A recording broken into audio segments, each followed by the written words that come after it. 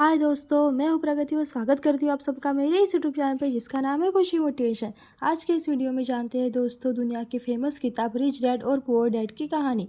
वो कहते हैं ना दोस्तों, संघर्ष में आदमी अकेला होता है और सफलता में दुनिया उसके साथ होती है। जिस जिस पर ये जग हंसा है उसी ने इतिहास रचा है। ऐसी ही कहानी रॉबर्ट की भी है। सबसे पहले दोस्तों, अगर आपने मेरे चैनल को अभी तक सब्सक्राइब नहीं किया है तो प्लीज़ जल्दी सब्सक्राइब कर लीजिएगा, क्योंकि मेरी वीडियोज़ हर उम्र के लोगों के लिए होती है, सफल और प्रेरणादायी लोगों की होती है, जिससे कि आपको लाइफ में मोटिवेट करने और ज़िंदगी में आगे बढ़ने के काम आए। रॉबर्ट कियोसाकी के दो पिता थे। एक पिता उनके रियल पिता थे, वो पुअर डैड बताते हैं, और दूसरे पिता जिन्हें वो रिच डैड कहते हैं, वो उनके दोस्त के पिता थे। दोनों अपने करियर में सफल थे। पुअर डैड बहुत पढ़े लिखे थे और इंटेलिजेंट थे और पीएचडी किए थे, मगर वो फाइनेंशियली स्ट्रगल कर रहे थे। वहीं दूसरी ओर रिच डैड हाई स्कूल की पढ़ाई भी पूरी नहीं किए थे, पर वो अमेरिका के अमीर आदमियों में से एक थे। पैसों को लेके दोनों पिता की राय एकदम भी अलग थी। गरीब डैड कहते थे कि पैसों का प्यार ही सभी परेशानियों की जड़ है, पर अमीर डैड कहते थे कि पैसों की कमी ही सारे परेशानियों की जड़ है। पुअर डैड ने मरने के बाद अपनी फैमिली के लिए कई अनपेड बिल छोड़े, जबकि रिच डैड ने करोड़ों की संपत्ति छोड़े। उनके पुअर डैड हमेशा कहते थे कि अच्छे से पढ़ाई करो, डिग्री लो, ताकि एक सुरक्षित जॉब मिल सके, जबकि रिच डैड कहते थे कि पढ़ाई करो, पर यह भी सोचो कि तुम कैसे लोगों को अपने काम के लिए रख सकते हो। दोनों पिता की बातें अलग अलग थी, इसलिए शुरू में कियोसाकी को परेशानी होती थी कि किसकी सुने और किसकी नहीं, पर बाद में वो फैसला किए कि अमीर होने के लिए वो अपने रिच डैड की बात सुनेंगे।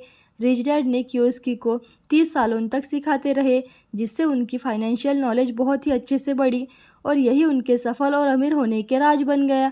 उन सारे लेसन को कियोसाकी ने रिच डैड और पुअर डैड पुस्तक में बहुत ही अच्छे से बताया है, और उन गलतियों पर भी नज़र डाले हैं जो ज़्यादातर लोग करते हैं और फिर उन्हें अमीर होने से वो रोक पाते हैं। तो जानते हैं दोस्तों, रिच डैड और पुअर डैड किताब क्यों पढ़नी चाहिए और हमें वो क्या सिखाती है। ये पुस्तक फाइनेंशियल लिटरेसी के बारे में है। अगर रिच होना है तो नॉर्मल पढ़ाई के साथ फाइनेंशियल लिटरेसी भी जानना बहुत ज़रूरी है। रिच डैड और पुअर डैड उन्हीं पुस्तक में से एक है। सिर्फ ढेर सारा पैसा कमाना ही काफ़ी नहीं होता है रिच बनने के लिए। मनी मैनेजमेंट, पैसे से और पैसा बनाया, ये सब काम अमीरी की तरफ ले जाता है। इसलिए जो भी अमीर बनना चाहते हैं इस पुस्तक को ज़रूर पढ़ें। ये काफ़ी सारे भ्रम तोड़ती है जो पैसों को लेके लोगों के मन में बने हुए हैं। सबसे पहला पॉइंट इस पुस्तक का यह है दोस्तों कि अमीर लोग पैसे के लिए काम नहीं करते हैं। Rich do not work for money, money work for them. गरीब और मध्यम वर्गीय लोग पैसे के लिए काम करते हैं और अमीर लोग पैसे से अपने लिए काम कराते हैं। पहले लेसन में अमीर डैडी बताते हैं कि डर और लोभ ज़्यादातर लोगों की जीवन को नियंत्रित करती है।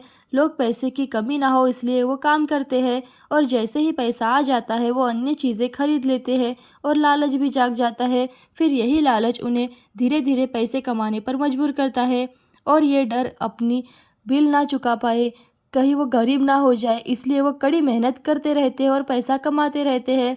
रिच डैड इसे रेट रेस भी कहते हैं। कैसे लोग डर और लालच की वजह से रेस में फंसे हुए हैं, और लोगों को रेस अच्छा भी नहीं लगता है, पर बचपन से ही लोगों के मन में बैठी बातें उन्हें रेस का हिस्सा बनाए रखती है। बचपन से सिखाई गई अच्छे से पढ़ाई करो, अच्छे से डिग्री लो, फिर एक अच्छी जॉब करो, कुछ अलग ट्राई किया तो असफल होंगे, कोई दूसरा कामयाब नहीं होने देगा, और यही बातें लोगों को रेस में जोड़े रखती है। ये सच है कि रेट रेस हिस्सा बने रहने से आप कभी गरीब नहीं बनोगे, अपने बिल चुका पाओगे, लग्जरी खरीद पाओगे, पर कभी अमीर नहीं बन पाओगे, एक क्वालिटी लाइफ नहीं जी पाओगे। रिटायरमेंट तक रोज़ उसी बोरिंग रूटीन को फॉलो करना पड़ेगा। तो बात ये आता है कि क्या करें। सबसे पहले आप हिम्मत करें और इस रेट रेस से निकले। कुछ ऐसा करें जिसमें आप पैसों के लिए काम ना करें बल्कि पैसे आपके लिए काम करें, और ये तभी संभव है जब आप फाइनेंशियल नॉलेज लेंगे। दूसरा मेन पॉइंट इस बुक का यह है दोस्तों, आर्थिक साक्षरता यानी कि फाइनेंशियल लिटरेसी। महत्वपूर्ण ये नहीं है कि आप कितना पैसा कमाते हैं, महत्वपूर्ण तो ये है कि आप कितना पैसा रखते हैं। आर्थिक साक्षरता सीखना बहुत ही ज़रूरी है। जिसने ये कमी होती है वो चाहे कितने भी पैसे कमा ले हमेशा गरीब ही रहते हैं। बहुत से लोग लॉटरी में करोड़ों रुपए कमा लेते हैं पर वो बाद में उसे गवा भी देते हैं। फाइनेंशियल लिटरेसी मतलब है पैसों को काम करने का तरीका, उसकी समझ। कई टैलेंटेड लोग इस नॉलेज की कमी की वजह से रेट रेस में फंसे हुए हैं और उन्हें ये भी नहीं पता कि कितने पैसे टैक्स में खो रहे हैं। सरल भाषा में इसे समझो तो संपत्ति और दायित्व यानी कि एसेट और लाइबिलिटी के बीच का फर्क है। सुनने को ये कितना सिंपल लगता है, उतना ही ये फ़र्क समझने में अनजान है। संपत्ति की वो चीज़ है जो आपके जेब में पैसे डाले, और दायित्व वो चीज़ है जो आपके जेब से पैसे निकाले। लेकिन लोग ये गलती करते हैं कि वो दायित्व को ही संपत्ति समझ लेते हैं, जैसे कि गाड़ी, घर, लग्जरी चीज़ें। पर असल में लिएबिलिटी है। घर तब तक आपकी संपत्ति नहीं है जब तक कि वो आपको पैसे कमा के ना दे।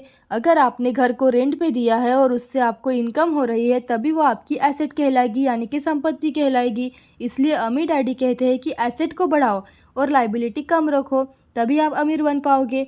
एसेट जैसे कि बॉन्ड, स्टॉक में इन्वेस्ट करना, रियल एस्टेट आदि, जो आपको पैसा कमा के दे। ऐसे बिजनेस जिसमें आपकी प्रेजेंस ज़रूरी नहीं है, पर वो आपके लिए काम कर रही हो, आपको कमा के दे रही हो। आपने एक बार पैसा लगा दिया और लोगों को ट्रेन किया, फिर वो बिजनेस अपने आप ग्रो करती जाए। रिच डैड पुअर डैड किताब का सबसे तीसरा इम्पोर्टेंट मेन पॉइंट ये है दोस्तों कि अपने खुद के काम पे ध्यान केंद्रित करें। Mind your own business. अमीर लोग अपने संपत्ति वाले कॉलम पर ध्यान केंद्रित करते हैं, जबकि बाकी लोग अपने इनकम स्टेटमेंट पर ध्यान केंद्रित करते हैं। हमें खुद को काम पे ध्यान देना चाहिए। अगर आप नौकरी कर रहे हो तो उसमें वो सारे सीख लो जो आपके खुद के काम को ग्रो करने के लिए और शुरू करने में मदद कर सके। MC डोनाल्ड के मालिक बर्गर के बिजनेस के साथ ही रियल एस्टेट का भी बिजनेस करते हैं, इसलिए वो इतना अमीर बने। उसी तरह रॉबर्ट भी जॉब करने के साथ ही एसेट बनाने में लगे रहते हैं। रियल एस्टेट खरीदना और बेचना, जैसे कि वो अपने जॉब से कई गुना ज़्यादा पैसे कमा लेते हैं।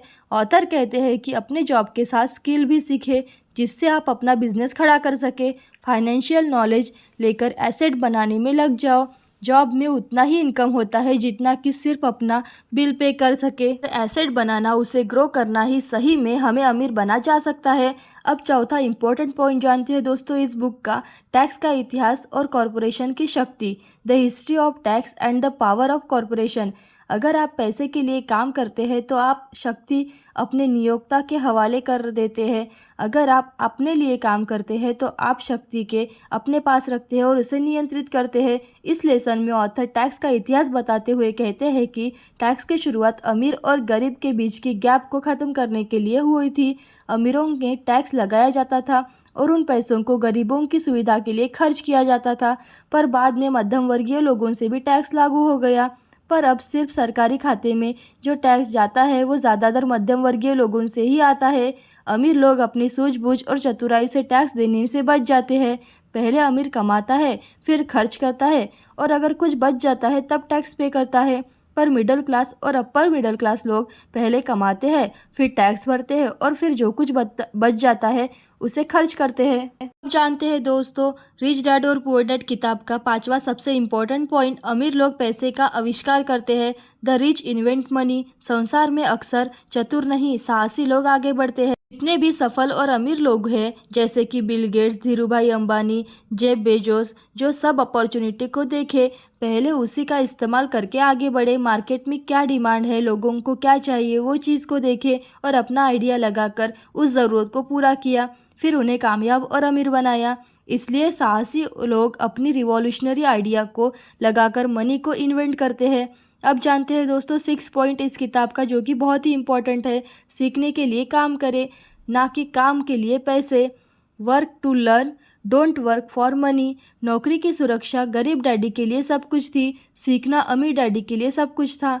कोई भी आइडिया तभी काम करती है जब उस पर एक्शन लिया जाए, उस पर अच्छी नॉलेज लिया जाए। ऑथर अपने जीवन में कई तरह के काम करते रहे, जिससे हर क्षेत्र में नॉलेज मिलती रही, और यही उन्हें एक सफल व्यवसाय बनने में मदद भी की थी। इसलिए सिर्फ मंथ की आखिरी मिलने वाली सैलरी के लिए काम ना करे, बल्कि कुछ सीखने के लिए भी काम करे। अलग अलग फील्ड की नॉलेज ले, उन फील्ड में एक्सपर्ट्स के साथ जुड़ जाए, उन्हें अपने काम के लिए रखे, जो फिर आपको ग्रो करने में मदद करेंगे। अब जानते हैं दोस्तों इस आपकी कुछ मुख्य बातें, यानी कि की पॉइंट्स। फाइनेंशियल नॉलेज, आर्थिक साक्षरता है। एसेट बनाए। अमीर लोग लग्जरी बाद में खरीदते हैं, पहले वो एसेट बनाने में जुट जाते हैं। इससे पैसे से फिर लाइबिलिटी खरीदते हैं। सबसे पहले खुद को पे करें और उन लोगों को इन्वेंट करें जिससे आपको एसेट बढ़ने में मदद करे। पैसे से जुड़े हर डर को हैंडल करना सीखें। पैसों के मामले में सक्सेस इस बात पर निर्भर करती है कि अपने डर को कितने अच्छे से संभाल सकते हैं। बहुत सारे लोग कई अच्छी अपॉर्चुनिटी को गंवा देते हैं क्योंकि उन्हें रिस्क लेने से डर लगता है। सेलिंग स्किल सीखें। कई टैलेंटेड लोग पिछड़े रह जाते हैं क्योंकि उन्हें अपनी कला बेचने का स्किल ही नहीं आता है। कई लोग अपने मार्केटिंग टेक्निक से साधारण चीज़ को असाधारण बनाकर मशहूर कर दिए हैं। सबसे बड़ा एसेट आपकी मस्तिष्क है। अपनी एबिलिटी बढ़ाए और अच्छी स्किल की नॉलेज ले। ये कभी ना कहे कि मैं इसे नहीं खरीद सकता। जब हम कैसा कहते हैं तो हम अपने दिमाग में सोचना बंद कर देते हैं। खुद से पूछे कि मैं ऐसे कैसे खरीद सकता हूँ, तभी दिमाग नए नए तरीकों को ढूंढेगा, अपॉर्चुनिटी को बदलेगा और अपॉर्चुनिटी को पहचानेगा और उस पर एक्शन लेगा। खुद पे बिलीव रखे। तो आपको दोस्तों रिच डैड पुअर डैड किताब के बारे में जानकारी कैसी लगी प्लीज़ बताइएगा। और ऐसी अच्छी और मोटिवेशनल वीडियो देखते रहने के लिए खुशी मोटिवेशन को लाइक शेयर सब्सक्राइब जरूर कीजिएगा। Thank you so much.